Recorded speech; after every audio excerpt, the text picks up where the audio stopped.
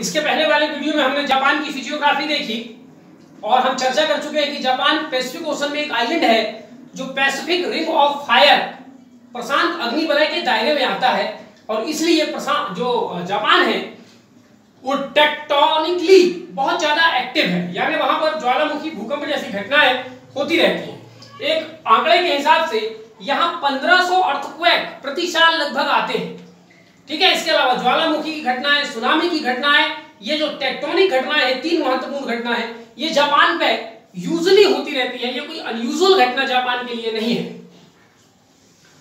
तो Japan tectonically इतना active क्यों है, उसका ये डायग्राम बना हुआ है।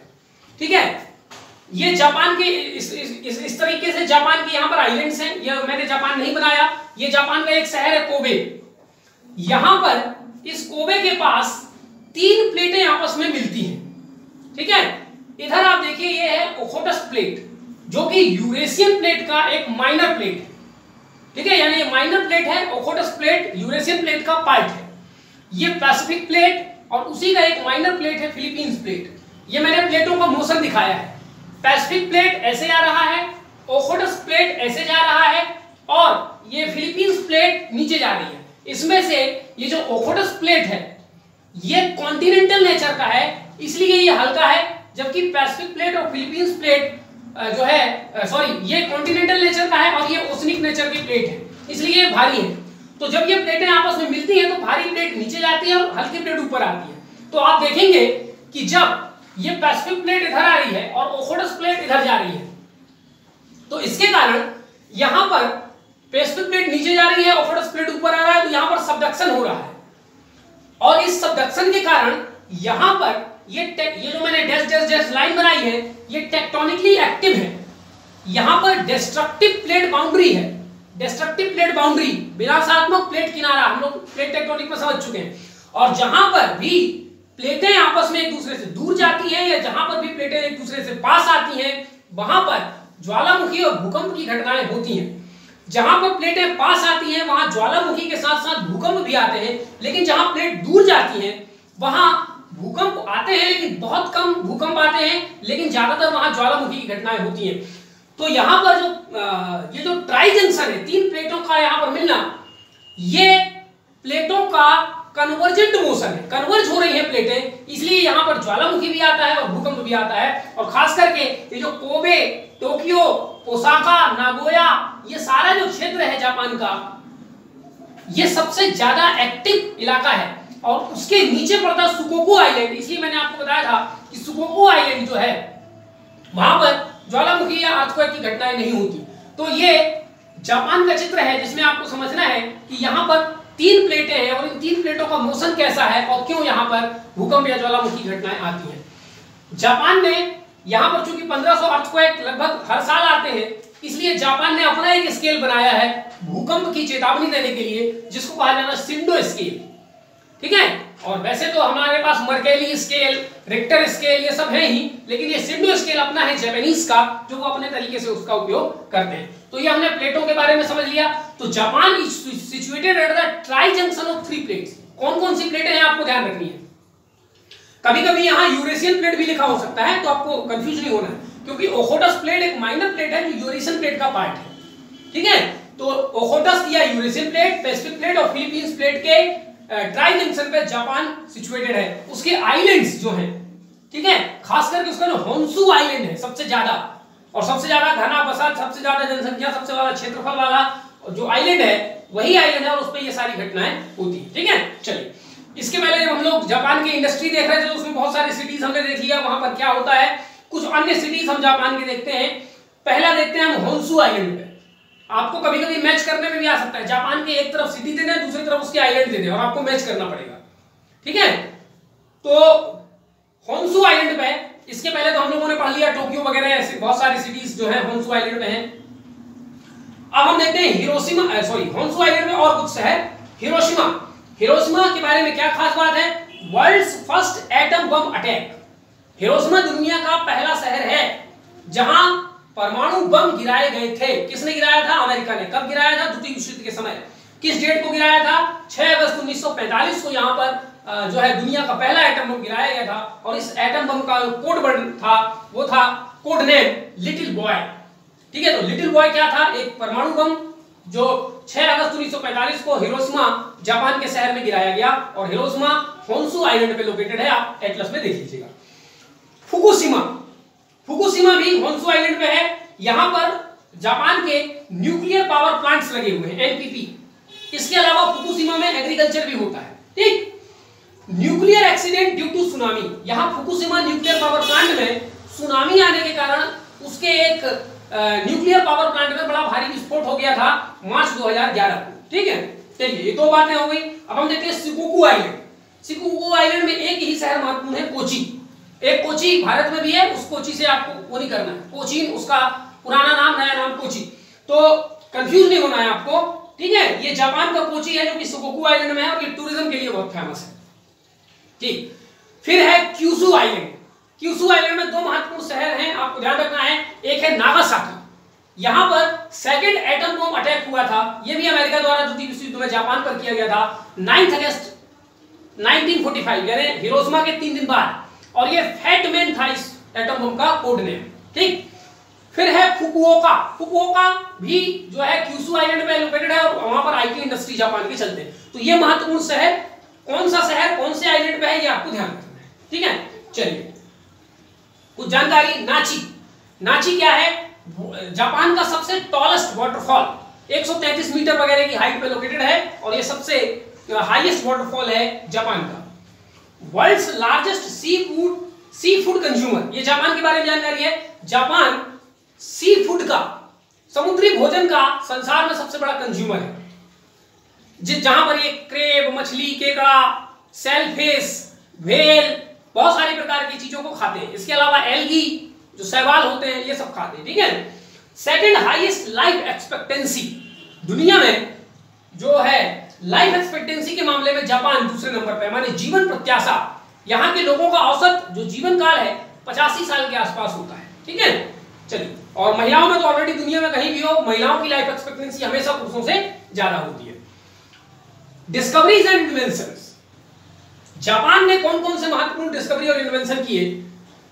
सीडीज यानी compact disc, DVD digital video, जो आपका स्टोरेज डिवाइस होता है।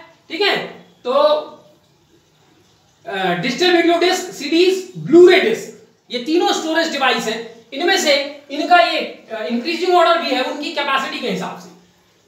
एक सीडी में 700 MB के आसपास की कैपेसिटी होती है, ये 4 GB के आसपास होती है, और ये काफी ज्यादा, ठीक है, लगभग 40 से 50 GB के आसपास इसकी कैपेसिटी होती है। ठीक है, तो ये आपका, ये तीनों चीजें जापान ने खोजी है। Video camera, digital camera, Walkman, Walkman को हम लोग एक छोटा सा कैसेट लगा के घूमते हैं बढ़िया आराम से, है ना, कान पे। वॉकमैन, कराओके, कराओके का मतलब होता है जापानीज भाषा में एम्प्टी ऑर्केस्ट्रा, एक माइक होता है, उसमें आप गाओ, आपकी आवाज बहुत अच्छी निकलेगी। ठीक है, karaoke. Calculator, video games, sudoku, sudoku क्या है मैं आपको बता चुका हूं, पजल गेम है। अगर एक जेली है, जेली जो कि एल्गीज से प्राप्त किया जाता है, शैवालों से प्राप्त किया जाता है, अगर क्रिस्पर, CRISPR, ये डीएनए को काटने की टेक्नोलॉजी है, डीएनए। ठीक है, इसलिए क्रिस्पर टेक्नोलॉजी को डीएनए सीजर कहते हैं। ठीक, बस इतना ही समझ लीजिए कि ये डीएनए से संबंधित एक टेक्नोलॉजी है। IgE, IG का मतलब होता है इम्यूनोग्लोबिन, जो कि एक प्रोटीन है। ठीक है, तो इम्यूनोग्लोबिन E की खोज भी जापान ने की। IPSC क्या है? I का मतलब इंड्यूस्ड, P का मतलब प्लूरिपोटेंट, S का मतलब स्टेम और C का मतलब सेल। तो इंड्यूस्ड प्लूरिपोटेंट स्टेम सेल, जो बायोलॉजी में हम लोग पढ़ चुके हैं। ठीक है, इसकी खोज भी जापान ने की।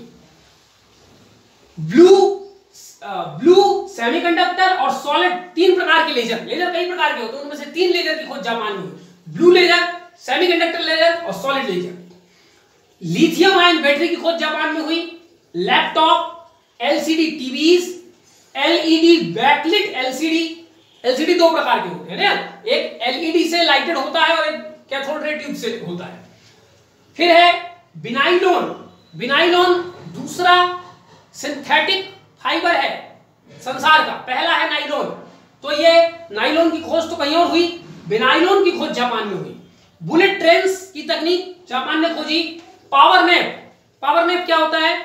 जापान के लोग अपने ऑफिस में काम करते करते बीच में जब कभी उनको थकावट महसूस होती है तो वो 10 मिनट का पावर नैप लेते हैं, यानी एकदम शरीर को ढीला छोड़ करके, मस्तिष्क को ढीला छोड़ करके 10 मिनट आंख बंद करके लेटे रहते हैं। इसको पावर नैप कहते हैं। और उस 10 मिनट के बाद जब वो वापस अपने काम में लगते हैं तो एनर्जेटिक हो जाते हैं। तो पावर नैप का कॉन्सेप्ट जापान से आया।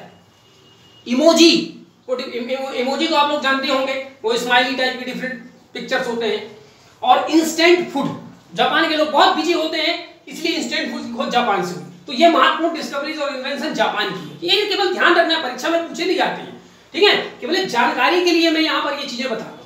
ये तो ज्योग्राफी वाला चैप्टर यहाँ पर कंप्लीट हो गया। फेमस पर्सनालिटीज दुनियादारी पूछे नहीं जाते, ठीक है, बट ओनली फॉर नॉलेज सेक, ठीक है, ये जानकारी रखना। एक बार पढ़ के गुजर जाना, कहीं ना कहीं आपके सबकॉन्शियस माइंड में चीजें तैरती रहेंगी, क्या पता कब कौन सी चीज कहां पर पूछ लिया जाए, ठीक है।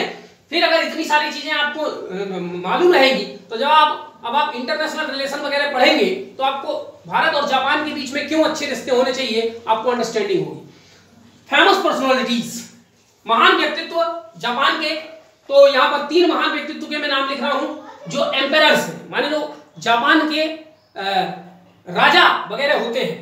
तो उनमें से एक राजा थे मेजी, बहुत फेमस हुए, ठीक है, इसी के समय जापान में साइंस एंड टेक्नोलॉजी का बहुत प्रचलन चला। दूसरे अकिहितो किंजो, अकिहितो किंजो जापान के राजा थे, अभी 2019 में वो गुजर गए। उसके बाद उनका बेटा जो है नारुहितो किंजो अभी जापान का राजा है, ठीक है। तो 3 नाम याद रखना है। ये 15वीं-16वीं सदी में थे, ठीक है, लेकिन बहुत फेमस थे इसलिए मैंने इनका नाम लिखा। तो कभी आ जाए आपको मीजी रिस्टोरेशन का संबंध किस देश से है? तो जापान से। तो जहां कहीं मीजी नाम सुनो आप समझ लीजिए जापान से संबंध है। तो अकिहितो किंजो 1989 से लेकर 2019 तक भारत के जापान के राजा थे। अब उनके पुत्र नारुहितो किंजो जापान के राजा है। प्रधानमंत्री, प्रधानमंत्री में 2 नाम आपको याद रखना है। कांतारो सुजुकी, कांतारो सुजुकी प्रधानमंत्री थे जापान के जब जापान द्वितीय विश्व युद्ध में भाग ले रहा था, यानी जब हिरोशिमा और नागासाकी में बम गिराया गया उस समय जापान के प्रधानमंत्री कौन थे? कांतारो सुजुकी। और दूसरा याद रखना है जो अभी कुछ दिन पहले रिटायर हुए, शिंजो आबे, जो वर्ष 2012 से और 2020 तक रहे हैं और कुछ दिन पहले उन्होंने अभी त्याग पत्र दिया, तो उसकी जगह पर दूसरे व्यक्ति आए, ठीक है। इसके अलावा साइंटिस्ट, जापान में तो बहुत सारे साइंटिस्ट हैं लेकिन नाम उनकी उटपटांग है। एक मैंने आपको लिख दिया यहाँ पर, शिनिया यामानाका, शिनिया यामानाका। ये व्यक्ति कौन है? इन्होंने इंड्यूस्ड प्लूरिपोटेंट स्टेम सेल की खोज की है और ये बहुत बड़ी क्रांतिकारी खोज है चिकित्सा विज्ञान के जगत में, ठीक है, और इनको नोबेल पुरस्कार भी मिला है, तो ये आपको ध्यान रखना है। चलिए कुछ और जानकारी। लेक बिबा, जापान का ये टेक्टोनिक वोल्केनिक लेक है, ठीक है, जापान का लार्जेस्ट फ्रेश वाटर लेक है। कहां सिचुएटेड है? North east to Kyoto, Kyoto के नॉर्थ ईस्ट में आप देखिएगा होन्शु आइलैंड में आपको दिख जाएगा, ठीक। तो ये जापान की इसके बारे में है। 3 होली माउंटेन्स, जापान में 3 ऐसे पर्वत हैं जिनकी वहां पर लोग पूजा करते हैं, उनको देवता मानते हैं। ये कौन कौन से हैं? पहला है माउंट फ्यूजी जो कि जापान का सबसे हाईएस्ट पीक है, 3700 कुछ मीटर्स की हाइट है। दूसरा है माउंट हाकू और तीसरा है माउंट टेटे, TAT, ठीक है। तो ये 3 हैं और ये जो तीनों को मिलाकर के 3 होली माउंटेन्स कहा जाता है जापान में, और ये यूनेस्को के वर्ल्ड हेरिटेज साइट में लिस्टेड है, ठीक। इतनी जानकारी हो गई, इसी के साथ हम लोग जापान को कंप्लीट करते हैं। नेक्स्ट कंट्री हम लोग जो है एशिया में देखेंगे कोरियन पेनिनसुला, और कोरियन पेनिनसुला में 2 देश आते हैं, नॉर्थ कोरिया, साउथ कोरिया, ठीक है। तो ये कोरियन पेनिनसुला का ये नक्शा बना हुआ है, ठीक है। इस प्रकार से कोरियन पेनिनसुला जो है आपको येलो सी में लटकता हुआ दिखाई देता है, और इसके आसपास अगर हम वाटर बॉडी देखें तो इधर लेफ्ट में हम लोग देखते हैं तो इधर कोरिया बे, थोड़ा सा और इधर आप चले जाएंगे तो गल्फ ऑफ बोहोई मिल जाएगा आपको चीन का, ठीक है। इधर येलो सी, फिर इधर पूरा ये सी ऑफ जापान, ठीक। तो ये वाटर बॉडीज हमने देख लिया। लैंड बॉर्डर्स में देखते हैं तो ये वाला जो इलाका ये नॉर्थ कोरिया है, ये साउथ कोरिया, ये 2 अलग अलग देश हैं, दोनों को मिलाकर के एक शब्द में कोरियन पेनिनसुला कहते हैं। चाइना, इधर नॉर्थ कोरिया के नॉर्थ में जो देश की बॉर्डर मिलती है वो चाइना, और इधर मिलती है थोड़ी सी बॉर्डर रसिया के साथ, और साउथ कोरिया की बॉर्डर मिलती है केवल नॉर्थ कोरिया के साथ, ठीक है। और ये जो नॉर्थ कोरिया और साउथ कोरिया के बीच की जो बॉर्डर लाइन है, ये बॉर्डर लाइन जब आप एटलस में देखेंगे तो 38 डिग्री जो लैटिट्यूड है, 38 डिग्री की जो अक्षांश रेखा है 38 डिग्री की नॉर्दर्न अक्षांश रेखा, उत्तरी अक्षांश रेखा, वो ठीक इनके बॉर्डर से होकर गुजरती है। इसलिए नॉर्थ कोरिया और साउथ कोरिया के बीच में जो बॉर्डर लाइन है उसको 38 डिग्री पैरेलल कहते हैं। ठीक है, तो आपको ध्यान रखना है 49 डिग्री पैरेलल अमेरिका और कनाडा के बीच में बॉर्डर बनाती है, और 38 डिग्री पैरेलल नॉर्थ कोरिया और साउथ कोरिया के बीच में बॉर्डर बनाती है, और 17 डिग्री पैरेलल 17 डिग्री पैरेलल जो है वियतनाम के नॉर्दर्न वियतनाम और सदर्न वियतनाम के बीच में बॉर्डर बनाती है। लेकिन अब वियतनाम एक हो चुका है। ठीक है, पहले वियतनाम दो भागों में बटा था, फिर एक हो चुका है। ठीक है, तो ये आपकी ये जानकारी। यहां नॉर्थ कोरिया में एक पर्वत है जिसका नाम है हैंगयोंग पर्वत, और ये नॉर्थ कोरिया की राजधानी है। यहां पर लिखा पी का मतलब है प्योंगयांग। ये साउथ कोरिया की राजधानी है सियोल, और यहां उसका एक फेमस सिटी है, ठीक है, इंचियोन, और एक दूसरा फेमस सिटी है साउथ कोरिया का बुसान।